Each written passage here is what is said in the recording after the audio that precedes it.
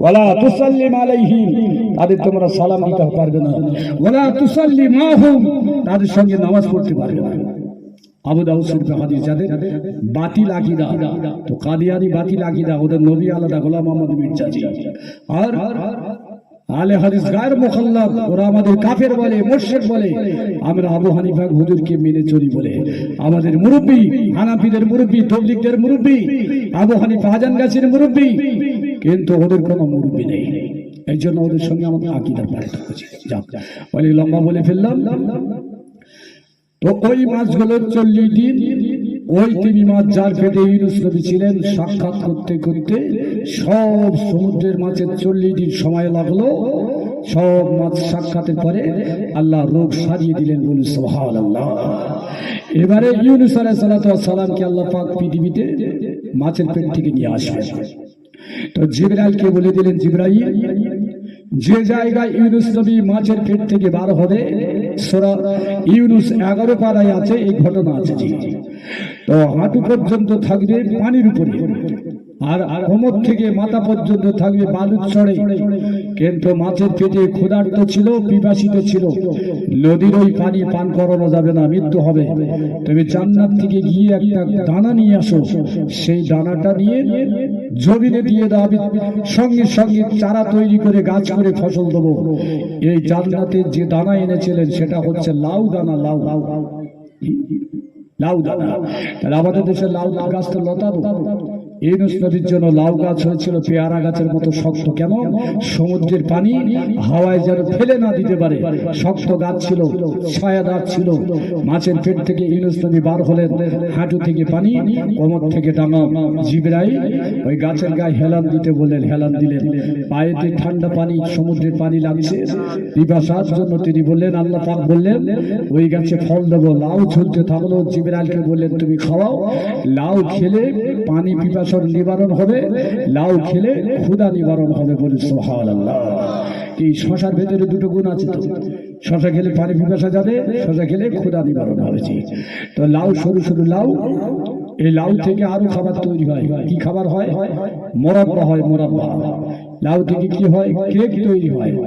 লাউ থেকে আর কি হয়? হালুয়া তৈরি হয়। ফুলপুরা শরীফে যাবেন, দেখবেন লাল লাল খাবার সব আছে, ওদের সব বিভিন্ন তিলের দানা দেওয়া আছে, সব লাউ থেকে তৈরি। তো এই লাউ গাছের ছায়ায় হযরত ইউনূস নবী বার এসে বসলেন। লাউ গাছে ফল খেলেন, আস্তে আস্তে আল্লাহ সুস্থতা দিলেন। এই ক্ষেত্রে কোরআনের একটি আয়াত আছে, ফাস্তাজাবনা লাহু, আমি হযরত ইউনূসকে নাজাত দিয়েছি। আমি তার দোয়াটা কবুল করেছি। ওই মাছের পেটে তিনি পড়েছিলেন লা ইলাহা ইল্লা আনতা সুবহানাকা ইন্নী কুনতু মিনাজ জালিমিন। ওয়া নাজাইনাহু, তাকে মুক্তি দিয়েছি, মিনাল গাম্মি, মুসিবত থেকে। মাছের পেটে যে বিপদে ছিল।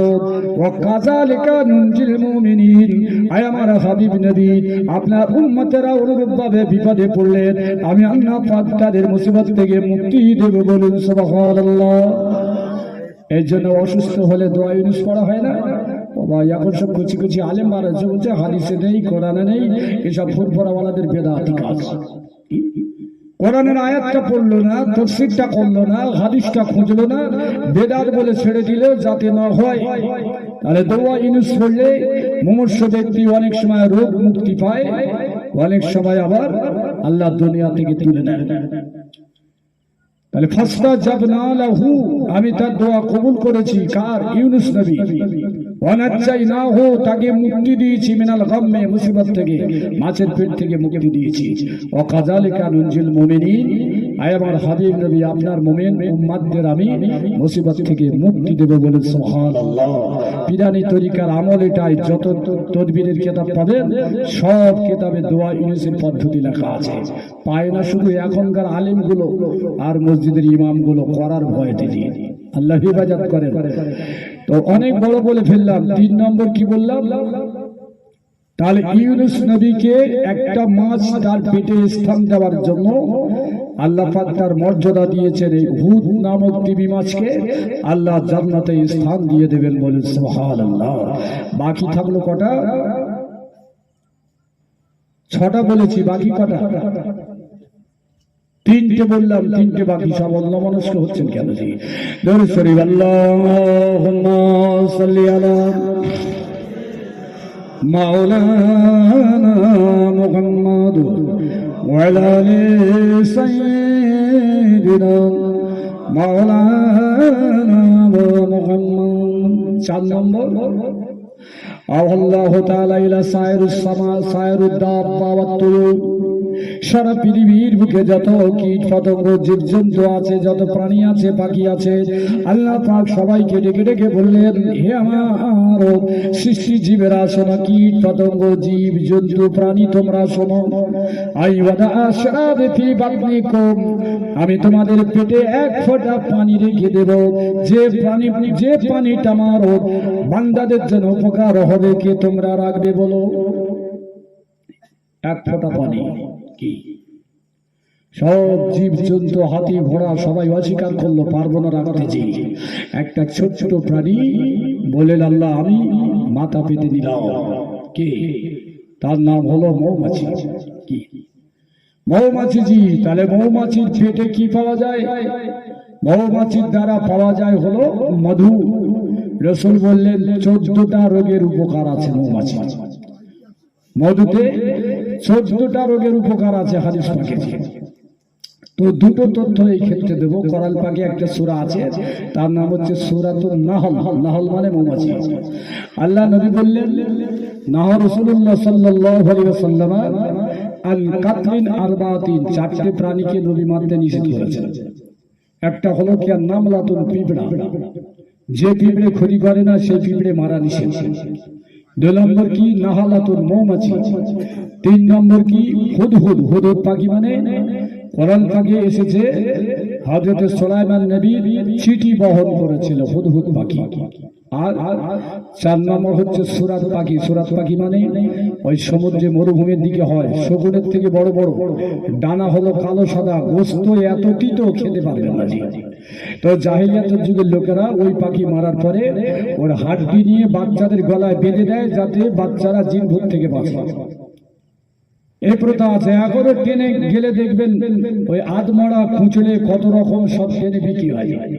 হিন্দু ভাইদের বাচ্চাদের গলায় দেখবেন এক ধরনের ফল ফুটো করে লাগানো আছে, কেন? জিন ভূত থেকে বাঁচবে। তো নবীজি বললেন 4টে প্রাণী মারবে না, তার মধ্যে একটা হলো মৌমাছি।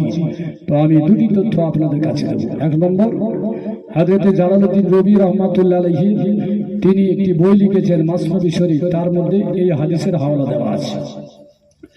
নবী পাক সাল্লাল্লাহু আলাইহি ওয়াসাল্লাম মক্কা থেকে যখন মদিনায় তিনি হিজরত করে চলে গেলেন, মদিনায় যাওয়ার পরে নবী পাক সাল্লাল্লাহু আলাইহি ওয়াসাল্লাম একজন সাহাবা হুজুরদিন তিনি কিছু দূর বেড়াতে বার হয়েছেন। যেতে যেতে যেতে একটা বড় খেজুর বাগান দেখতে পান।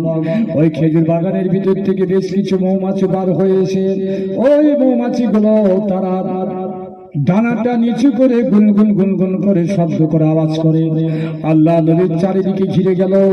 নবী পাক সাল্লাল্লাহু আলাইহি ওয়াসাল্লাম বললেন, ও মৌমাছির দলেরা, তোমরা তোমাদের এই গুনগুনানি শব্দ দিয়ে কি বলতে চাও বলো?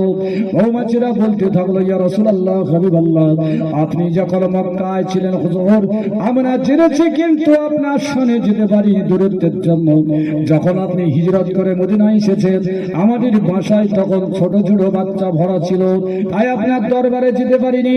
আজ আমাদের বাসার নিকট থেকে যখন যাচ্ছেন, ওই ছোট বড় বাচ্চাগুলো নিয়ে আপনার ইস্তিকবাল করার জন্য সে আমরা ঘিরে গেছি, আর আমাদের জাতীয় ভাষায় গুনগুন গুনগুন করে আপনার শানে দুরূদ শরীফ পাঠ করি। সুবহানাল্লাহ। আমি যে বইতে পড়েছি, 2টো বইতে, একটা নাম হচ্ছে শানে হাবিবুর রহমান, রাসূলুল্লাহ শানে মর্যাদা, কোরআনের আয়াত দিয়ে তাফসীর লেখা। আরেকটা বই হলো মাসনবী শরীফ, এই ঘটনা লেখা আছে। রাসূল বড় খুশি হয়ে বলেন, মৌমাছিরা শোনো, বিভিন্ন ফুলের মধু তোমরা সঞ্চয় করো। কোন মধু তিতো, কোনটি পাতলা, কোনটা গাঢ়, কোনটা মিষ্টি। বাসায় যখন রেখে দাও, ও মিষ্টিতে পরিণত হয় কিভাবে? মৌমাছিরা বলে, ইয়া রাসূলুল্লাহ, হাবিবাল্লাহ, মধু সঞ্চয় করার ক্ষমতা আল্লাহ পাক আমাদের দান করেছেন। বিভিন্ন ফুল থেকে ফল থেকে মধু সঞ্চয় করি, আমরা আমাদের বাসাতে রেখে দিই। রাখার পরে আল্লাহ পাকের তাসবিহ পাঠ করি, আর আমরা রাসূলুল্লাহর শানে গুনগুন করে দরুদ পাঠ করি।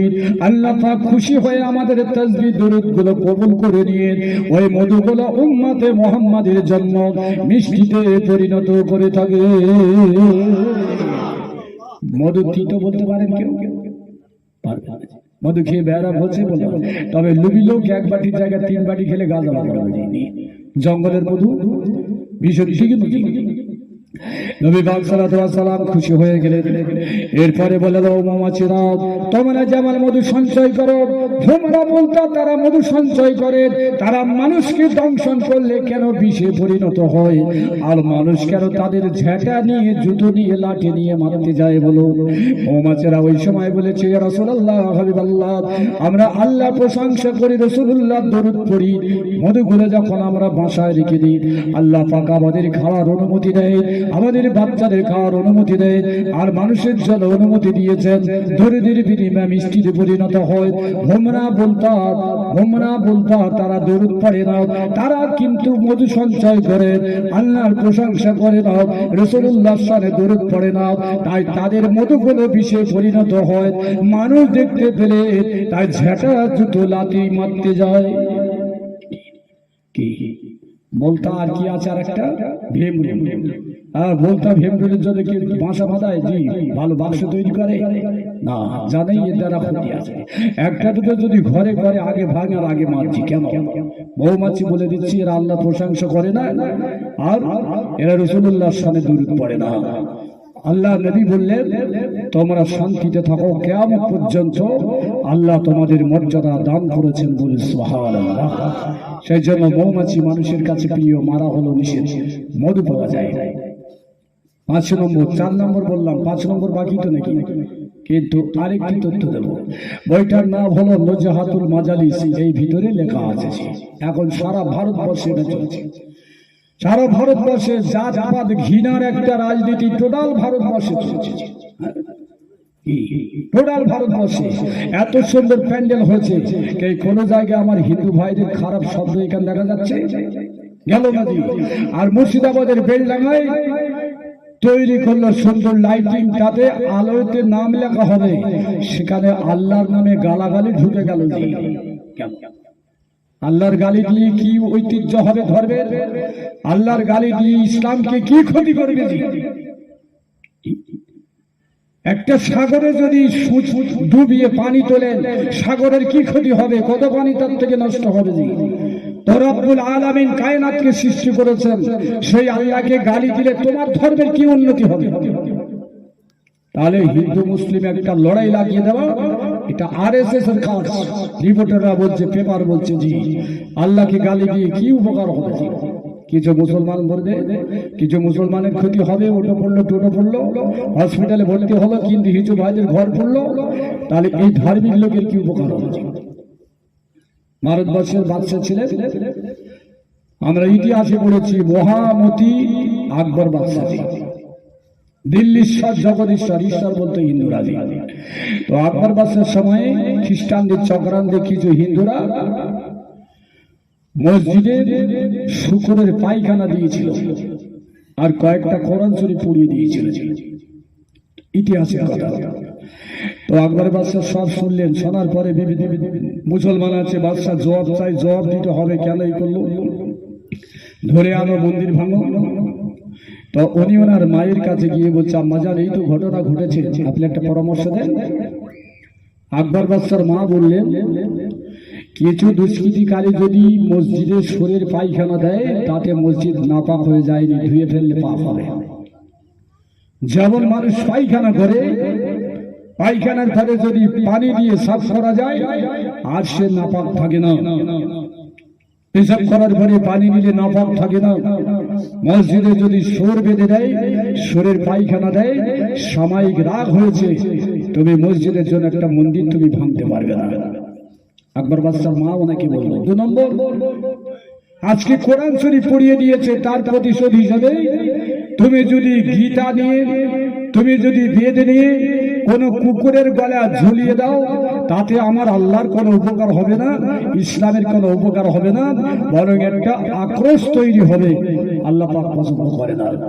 আকবর বাদশা বললেন, আম্মাজান আপনার কথা মেনে গেলাম, তাতে একজন গোড়া গোড়া আলেম কি বললো, আকবর বাদশাহ ইসলামের ক্ষতি করেছে। কি আকবর বাদশাহ ক্ষতি করেছে, কিন্তু দাঙ্গার হাত থেকে তো বাঁচা গেল। কি তাহলে কিছু এরকম মানুষ আছে এইভাবে উশৃঙ্খল তৈরি করে, মানুষের ভিতরে বিশৃঙ্খলা তৈরি করে ক্ষতি করতে চাচ্ছে। এইসব জায়গায় একটু উগ্রতা না দেখিয়ে শান্তশিষ্ট ভাবে কাজ নেওয়া ভালো। কেন? ভারতবর্ষে যত সরকার ক্ষমতায় এসেছে, যত রাইট হয়েছে, যত দাঙ্গা হয়েছে, মুসলমানের ক্ষতি ছাড়া উপকার কিছু হয়। এইরকম একটা চক্রান্ত, যেটা ওয়াকাফ বিল্লি আপনার দাদু গোরস্থান করে গেল, তার দাদু মসজিদ করে গেল, মাদ্রাসা করে গেল। আগেকার মানুষ স্বচ্ছ সাদা মানুষ ছিল, মসজিদের জন্য জায়গা দিয়েছে। 200 বছর আগে, 400 বছর আগে দলিল ছিল না, রেকর্ড ছিল না। এখন যদি দলিল রেকর্ড কোথায় পাওয়া যাবে? বোর্ডেই তৈরি হয়নি।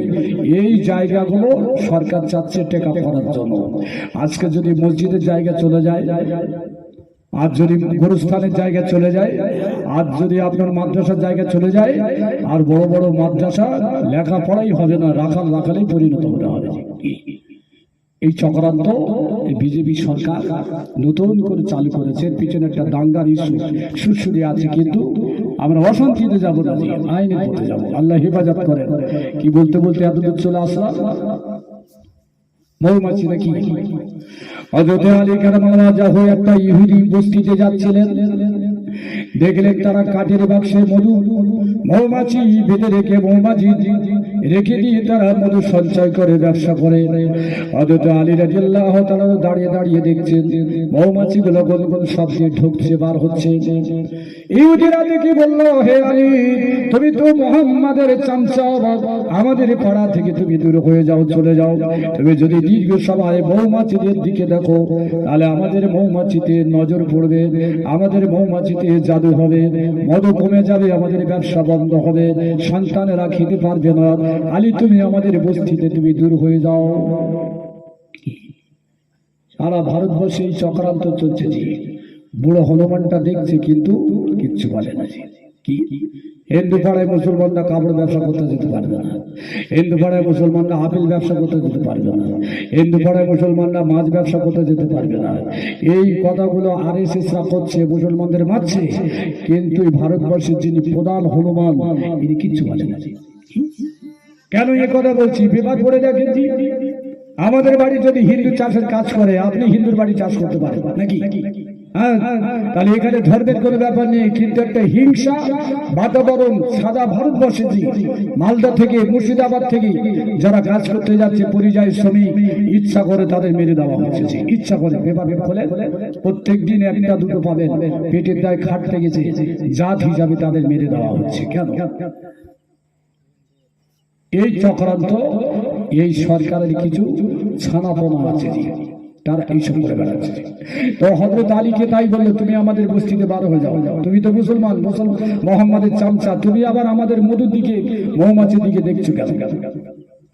হযরত আলী রাদিয়াল্লাহু তাআলা কোনো কথা না বলে ওই মৌমাছিদের দিকে দেখছেন। লোকগুলো যখন কথা বলল, হযরত আলী বললেন, ও মৌমাছিরা, যদি তোমরা আল্লাহর প্রশংসা করো, আল্লাহর গুণগান করো, আল্লাহর ইবাদত করো, আল্লাহ যদি তোমাদের সৃষ্টি হয়, মালিক হয়, আমি রাসূলুল্লাহর গোলাম, আমি আলী, আমাকে কটু কথা বলেছে, এই মুহূর্তে কাঠের বাক্স থেকে বাচ্চা কাচ্চা নিয়ে তোমরা বার হয়ে চলে যাও। মানুষ শুনবে কথা। হযরত আলী রাদিয়াল্লাহু তাআলা, এটাই হলো তার জীবনের কারামত।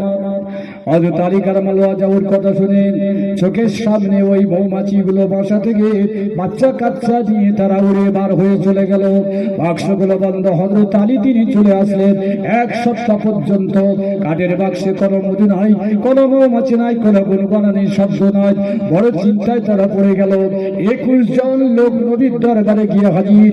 ইয়া রাসূলুল্লাহ, হাবিবাল্লাহ, আমরা ওই মহল্লায় বাস করি, আপনার একজন সাহাবী নাম হলো আলী, তিনি গেলেন আমাদের পাড়াতে। মৌমাছিদের কি বলল? তারা বাসা ছেড়ে চলে গেল, আমাদের ব্যবসা বন্ধ, বিবি বাচ্চার খাওয়া হয় না। ওদের আমরা এসেছি, আপনি একটু তাকে যেতে বলুন। সাদা বাংলা একটা কথা আছে, ঠেলায় না পড়লে। বললো, আলী তুমি মুহাম্মাদের চামচা। হযরত আলী কিছু বললেন না, মারপিট করলেন না। তার ইমানি কুওয়াত দেখালেন, ক্ষমতা দেখালেন। আল্লাহ নবী ডাকলেন আলী। হযরত আলী এসে হাজির, লাব্বাইকা ইয়া রাসূলুল্লাহ। হুজুর কি বলছেন? রাসূল বললেন, তুমি কি ওদের পাড়ায় গিয়ে কিছু কথা বলেছো? হযরত আলী বললেন, হ্যাঁ, আমার মান মর্যাদা নষ্ট করে দিয়েছে, আমাকে ওরা চেনে জানে, আমাকে বলল মুহাম্মাদের চামচা। আমি এই কথায় বড় খারাপ অনুভব করেছি। আল্লাহ নবী গো, মৌমাছিদের আমি দেখছিলাম কি সুন্দর গুনগুনানি শব্দ করছিল, কি সুন্দর তার আওয়াজ করছিল। আল্লাহ নবী আমি দেখছিলাম, কিন্তু ওরা আমাকে কটু কথা বললো আর বললো মুহাম্মাদের চামচা তুমি চলে যাও। ইয়া রাসূলুল্লাহ, এই কথায় বড় আত্মমর্যাদা আঘাত লেগেছে। আর আমি মৌমাছিদের বলতে থাকলাম, যদি আল্লাহর বান্দা তোমরা সৃষ্ট জীব হও, আল্লাহ প্রশংসা করে ইবাদত করো। আমি রাসূলুল্লাহর গোলাম, আমি আলী আমাকে অপমান করেছে, সুতরাং বাসা ছেড়ে তোমরা চলে যাও। ইয়া রাসূলুল্লাহ, এরপরে চলে এসেছি। রাসূল বললেন, তারা তোমার কথা চলে গেছে, আল্লাহ পাক তাদের তোমার কথার তাসির দান করেছেন। বলেন সুবহানাল্লাহ। ইহুদিরা ফেল চোখে তাকিয়ে থাকে। রাসূলুল্লাহ বললেন, যাও, চলে যাও আলী, চলে যাও। আবার গিয়ে বাসার কাছে গিয়ে বলো, ও মৌমাছিরা, যারা তোমরা চলে গেছো তারা অন্যায় স্বীকার করেছে রাসূলুল্লাহর কাছে, আবার তোমরা তোমাদের বাসায় ফিরে এসো। হযরত আলী এসে বাসার দিকে তাকিয়ে বললেন, মৌমাছিরা, যেমন আমার কথা চলে গিয়েছিলেন আল্লাহর কুদরতে তেমন ফিরে এসো, বাসায় ভরে যাও, তাদের তোমরা মধু দান করো। হযরত আলী কথা বললেন, দলে দলে ঝাঁকে ঝাঁকে যত মৌমাছি চলে গিয়েছিল তত মৌমাছি বাসায় ফিরে আসে। ইহুদিরা বলতে থাকলো, আলী তুমি একজন মানুষ, তোমার কথা মৌমাছিরা শুনলো, আমরা তো লালন পালন করি, কখনো আমাদের সুর ফুটিয়ে দেয়, কখনো আমাদের দংশন করে, আমাদের কথা কেন শোনে না। হযরত আলী হাসছেন। তারা বললেন, কালমা পড়িয়ে দেন। হযরত আলী বললেন, আমি কালমা পড়ানোর কেউ না, আমার যিনি রাহবার, আমার যিনি নেতা, তিনি হলেন মুহাম্মদ রাসূলুল্লাহ সাল্লাল্লাহু আলাইহি ওয়াসাল্লাম। তার কাছে আপনাদের ফিরে যেতে হবে। 21 জন বেটা ছেলে মেয়ে ছেলে ওই অবস্থা রাসূলুল্লাহর কাছে গিয়ে হাজির হয়ে গেল। ইয়া রাসূলুল্লাহ, হাবিবাল্লাহ, কীট পতঙ্গ যদি মানুষের কথা শুনে, আমরা কেন আপনার কথা শুনবো না? আমরা পড়ে নিতে চাই লা ইলাহা ইল্লাল্লাহু মুহাম্মাদুর রাসূলুল্লাহ। আল্লাহ নবী কালমা পড়িয়ে দিলেন, দোয়া করে দিলেন, যতদিন তোমাদের গোত্র বেঁচে থাকবে ততদিন আল্লাহ পাক মৌমাছির বিনিময়ে তোমাদের জীবন যাপন চালিয়ে দেওয়ার ক্ষমতা দেবে। মধু ভিতরে আল্লাহর রহমত আছে। তাহলে কটা বললাম? 5টা, 4টা। একটা যুদ্ধি পাহাড়, একটা তুর পাহাড়, একটা হলো তেমি মাছ, একটা হলো মৌমাছি, বাকি থাকলো দুটো। নাকি আল্লাহ পাক হযরত আদমকে ডেকে বলছে, ইয়া আদম মান আনতা, আদম তুমি কে বলো? আদম নবী বললেন, আনা সাফিউল্লাহ, আল্লাহ আমার আপনি সৃষ্টি করেছেন, যেমন কেমন খুশি তেমন আকৃতি দিয়ে সৃষ্টি করেছেন। আল্লাহ আপনি আমার স্রষ্টা, আমার ছবিটা আপনি তৈরি করে আমাকে সৃষ্টি করেছেন, আপনি তাই আমার উপাধি দিয়েছেন আদম সাফিউল্লাহ। আল্লাহ পাক বলেন, তোমার ভিতরে একটা অহংকার পাওয়া গেল। হযরত ইব্রাহিম নবীকে জিজ্ঞাসা করলেন, ইয়া ইব্রাহিম মান আনতা, ও ইব্রাহিম বলো তুমি কে? ইব্রাহিম নবী বললেন, আনা খলিলুল্লাহ, পৃথিবীর বুকে যত নবী পাঠিয়েছেন আমি একমাত্র খলিল, কাউকে আপনি খলিল উপাধি দেননি। আল্লাহ পাক বললেন, তোমার কথা একটু অহংকার পাওয়া গেল। মুসা নবীকে জিজ্ঞাসা করলেন, ইয়া মুসা মান আনতা, মুসা তুমি কি বলো? মুসা বললেন, আনা কালিমুল্লাহ, আমি আল্লাহর সঙ্গে কথা বলেছি, তোর পাহাড়ে সাক্ষাৎ করেছি। সারা পৃথিবীতে যত নবী এসেছেন কাউকে ডেকে আপনি কথা বলেননি, কেউ কালিমুল্লাহর মর্যাদা রাখিনি, আমি হলাম কালিমুল্লাহ। আল্লাহ পাক বলেন, তোমার ভিতরে অহংকার পাওয়া গেল। আল্লাহ পাক ঈসা নবীকে ডেকে বলে, ইয়া ঈসা মান আনতা, ঈসা বলো তুমি কে বলো? ঈসা নবী বললেন, আনা রূহুল্লাহ, দুনিয়ার বুকে আমার বাপ ছিল না, আপনি কুদরতি ভাবে আমাকে সৃষ্টি করেছেন, আমার উপাধি দিয়েছেন রূহুল্লাহ, আল্লাহর দেওয়া আত্মার বিনিময়ে পৃথিবীতে আমি এসেছি। আল্লাহ পাক বললেন, তোমার ভিতরে অহংকার পাওয়া গেল। আমাদের নবীকে আল্লাহ পাক ডেকে বললেন, ইয়া মুহাম্মাদ মান আনতা, মুহাম্মদ তুমি কে বলো? নবীজি বলেননি আনা হাবিবুল্লাহ, নবীজি বলেননি আমি রাসূলুল্লাহ, নবীজি বলেননি আমি খলিফাতুল্লাহ, নবী বললেন, আনা মুহাম্মদ, আনা ইয়াতীমা লাইসা লি আবি উম্মি, আমি হলাম ইতিম মুহাম্মদ, আমি হলাম ইতিম মুহাম্মদ, আমার বাপ নাই মা নয়, আমি হলাম সেই দুষ্ট মুহাম্মদ। মুহাম্মদ আল্লাহ পাক বললেন ফাকতারাকা সাইরুল আম্বিয়া আদমের ভিতরে অহংকার পাওয়া গেল, মুসার ভিতরে অহংকার পাওয়া গেল, ঈসার ভিতরে অহংকার পাওয়া গেল, ইব্রাহিমের ভিতরে অহংকার পাওয়া গেল। হাবিব নবী আপনি হাবিবুল্লাহ বললেন না, আপনি রাসূলুল্লাহ বললেন না, আপনি নবীউল্লাহ বললেন না, আপনি ইতিম বললেন, বাফারা বললেন। আমি আল্লাহ সন্তুষ্ট হয়ে সব নবীদের নেতা বানিয়ে দিলাম। আর এখন 2 পয়সা 4 পয়সা লেখাপড়া শিখে হো গিয়েছে কি ইস্তেহারে সাইকেল হাদিস লিখতে হবে, মহাদেশ লিখতে হবে, তা না হলে দাওয়াতে যাবো। কত গরম সব দেখা যাচ্ছে আলেমদের ভিতরে। যার গরম দেওয়ার মর্যাদা ক্ষমতা আল্লাহ দিয়েছিলেন তিনি কিন্তু গরম দেখাননি, ছোট বলে প্রকাশ করেছিলেন আমি এটি মোহাম্মদ, তিনি আমাদের এই নবী মুহাম্মদ রাসূলুল্লাহ সাল্লাল্লাহু আলাইহি ওয়াসাল্লাম। 6 নম্বর যেটা বোঝানোর জন্য এত দূর লম্বা চওড়া আলোচনা করতে হলো সেটাই আদম নবীর উম্মতদের দিকে বললেন তোমরা কারা? তারা বলল আমাদের নবী, যে নবীর উপাধি হলো সাফিউল্লাহ। আল্লাহ পাক বলেন অহংকার তোরা করেছিস। ইব্রাহিম নবীর উম্মতদের জিজ্ঞাসা করলো তোরা কারা?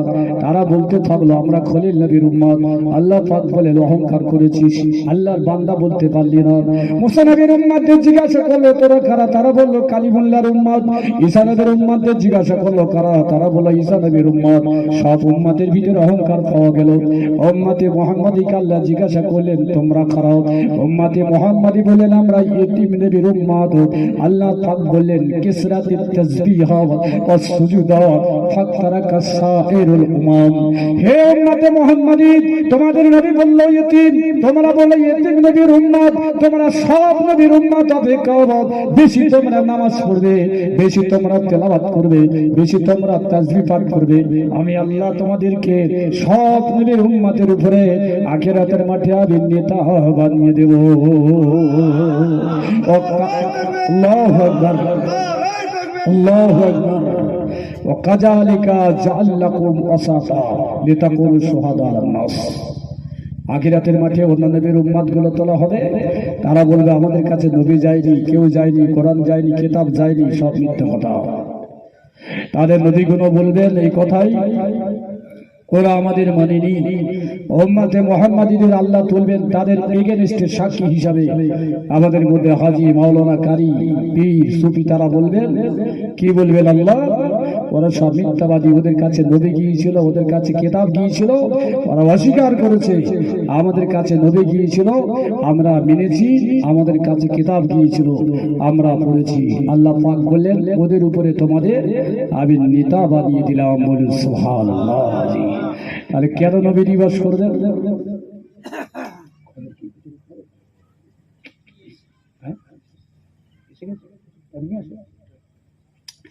তাহলে কি বলতে চাইলাম?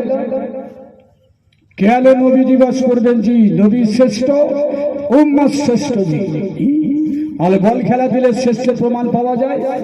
বল খেলা, গজি খেলা, কবাডি, লুডু, এই খেলা দিলে শ্রেষ্ঠ নবীর উম্মত হওয়া যায়? যায় না। নবীর গুণগান, নবীর প্রশংসা, আল্লাহর গুণগান, প্রশংসা, শ্রেষ্ঠ নবীর মর্যাদা আল্লাহ পাক আমাদের দিয়েছেন। আজ সেই শ্রেষ্ঠ নবীর শানে আমার বন্ধুরা এই মজলিস কায়েম করেছেন। আল্লাহ বেশি বেশি করে নবীজির গোলামতি করার তৌফিক দান করেন। সবাই বলুন আল্লাহুম্মা আমিন। দাঁড়িয়ে যান, একটু সালাম পাঠ করি। হুজুর না আসলে বলবো অসুবিধা নেই, তবে একটু সালাম পাঠ করি, যে কোনো সময় এসে যেতে পারে।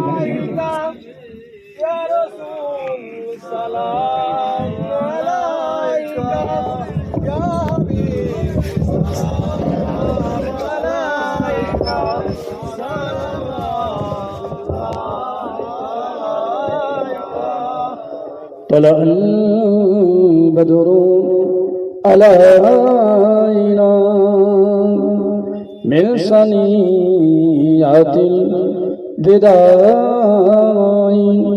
وجب الشكر علينا ماذا لله داعي يا نبي سلام عليك يا رسول سلام عليك يا حبيب سلام عليك سلام तुमको हो रफ़त मुबारक तुमको हो हशमत मुबारक तुमको हो इसमें मुबारक सलावतुल्लाह अलैका या नबी या रसूल सलाम अलैका या हबीब सलाम अलैका सलाम बाइसे इजाद आलम मौजूदी हवा ओ आदम है तेरे जाते मुकर्रम सलावतुल्लाह अलैका या नबी सलाम अलैका या रसूल सलाम अलैका या हबीब सलाम अलैका सलाम तो ही है रहबर हमारा सबको है तेरा सहारा रहम करना सब पर खुदा लीजिए सलाम हमारा या नबी सलाम अलैका या रसूल सलाम अलैका या हबीब सलाम अलैका सलावतुल्लाह अलैका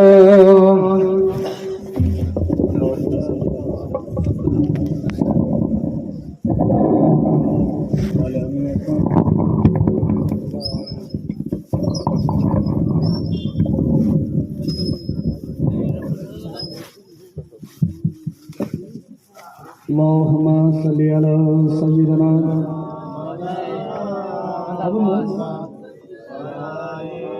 wa ala ali sayyidina maulana Muhammad नजरों में फिर आए मदीना रसूल का दिल में बसा है गुम्बद के जरा रसूल का कैसे कहो के साया नहीं था प्यारे रसूल का हर उम्मतों के सिर पे था साया रसूल का अल्लाहुम्मा सल्ली अला सय्यिदिना मौलाना मुहम्मद वअला आलि सय्यिदिना मौलाना मुहम्मद। तो একটি হাদিস বলি, হুজুর যে কোনো সময় আসলে হাদিসটা আবার বাদ থেকে যায়, সমস্যা হয়। তো হুজুর পাক সাল্লাল্লাহু আলাইহি ওয়াসাল্লাম এক সময় মসজিদে নববীতে তিনি জোহরের নামাজ আদায় করলেন। নামাজ পড়ার পরে আল্লাহ নবী বলে, হে আমার সাহাবীরা, আমি একটু ভ্রমণে যাব, বেড়াতে যাব, তোমরা কি আমার সঙ্গে বেড়াতে যেতে চাও? সাহাবা হুজুরা বলেন যে হুজুর আমরা বেড়াতে যেতে রাজি আছি। মসজিদের দক্ষিণ দিকে মদিনার মসজিদে দক্ষিণ দিকে বেশ কিছু জায়গা পাহাড় ছিল, বালুকামা ময়দান ছিল, খেজুর বাগান ভরা ছিল। নবীজি ওই রাস্তা দিয়ে সাহাবীদের নিয়ে চলেছেন। যেতে যেতে আল্লাহ নবীর চেহারা পরিবর্তন হয়ে গেল। নবীজি মাথাটা নিচু করে ফেললেন। সাহাবা হুজুরা দেখছেন আল্লাহ নবী তিনি চিন্তিত। হাদিস পাকে আছে যা ফারেহা মুনাওয়ারা, নবীজি যখন তিনি খুশি হতেন চেহারা মোবারক তার নূরে নূরান্বিত হয়ে যেত। নবীজি যখন রেগে যেতেন ওয়াইজা গাজাবা কানা হামারাতাম, রেগে গেলে চেহারা লালে লাল হয়ে যেত। নারে তাকবীর, নারে তাকবীর, নারে তাকবীর। আওলাদে মুজাদ্দিদে জামান, আওলাদে মুজাদ্দিদে জামান, সিলসিলায়ে ফুরফুরা শরীফ। নারে তাকবীর, দরুদ শরীফ। আল্লাহুম্মা